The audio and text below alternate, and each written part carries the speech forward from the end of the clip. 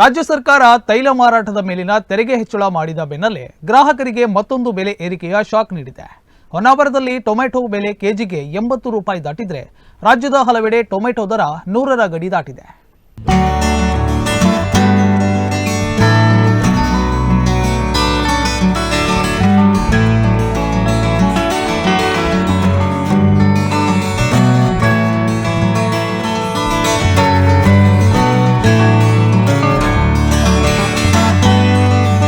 Tomato 1 ಕೆಜಿಗೆ ಬರೋಬ್ಬರಿ 100 ರೂಪಾಯಿ, ಈರುಳ್ಳಿ ಬೆಲೆ ಬರೋಬ್ಬರಿ 60 ರೂಪಾಯಿ ಏರಿಕೆಯಾಗಿದ್ದು ಗ್ರಾಹಕರಿಗೆ ಮತ್ತಷ್ಟು ಹೊರೆಯಾಗಿದೆ. ಮಳೆ ಬರುತ್ತಿರುವ ಪರಿಣಾಮ ಟೊಮೆಟೊ ಸರಿಯಾಗಿ ಬೆಳೆ ಬಂದಿಲ್ಲ. ಹೀಗಾಗಿ ಟೊಮೆಟೊ ಬೆಲೆ ಕೆಜಿಗೆ 100 ರೂಪಾಯಿ ಏರಿಕೆಯಾಗಿದೆ.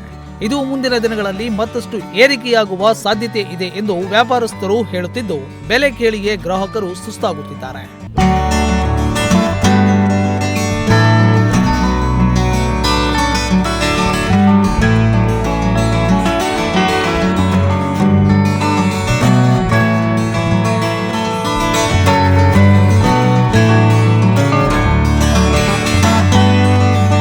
ಈ ಕುರಿತಾಗಿ ತರಕಾರಿ ವ್ಯಾಪಾರಸ್ಥರೊಬ್ಬರು ನುಡಿಸಿರಿ ವಾಹಿನಿಯೊಂದಿಗೆ ಮಾತನಾಡಿದ್ದು, ಈಗ ಮತ್ತೆ ಟೊಮೆಟೊ ಬೆಲೆ ಜಾಸ್ತಿಯಾಗುತ್ತಿದೆ. ವ್ಯಾಪಾರಸ್ಥರನ್ನ ಕೇಳಿದ್ರೆ ಮಳೆ ಬರ್ತಿದೆ, ಹೀಗಾಗಿ ಟೊಮೆಟೊ ದರ ಜಾಸ್ತಿಯಾಗಿದೆ.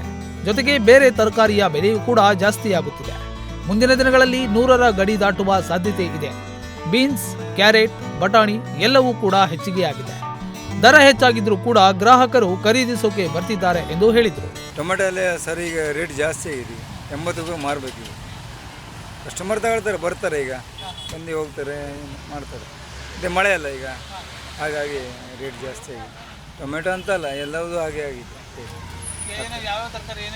ತರಕಾರಿ ಎಲ್ಲ ಟೊಮೆಟೊ 80 ಇದೆ, ಆಮೇಲೆ ಬೆಂಡೆಕಾಯಿ 80 ಉಂಟು, ಬದನೆಕಾಯಿ 60 ಉಂಟು, ಆಲೂಗಡ್ಡೆ 50 ರೂಪಾಯಿ ಇದೆ, ಈರುಳ್ಳಿ 50 ಇದೆ, ಫ್ಲವರ್ 40 ಇದೆ, ಸೌತೆಕಾಯಿ 80 ರೂಪಾಯಿ ಉಂಟು. ಹೋದ ವರ್ಷ ಎಲ್ಲ 40 ರೂಪಾಯಿ ಇತ್ತು, 40-30 ಎಲ್ಲ ಮಾಡ್ತಾ ಇದ್ದೆ. ಹಾಂ, ಜಾಸ್ತಿ ಆಗಿತ್ತು.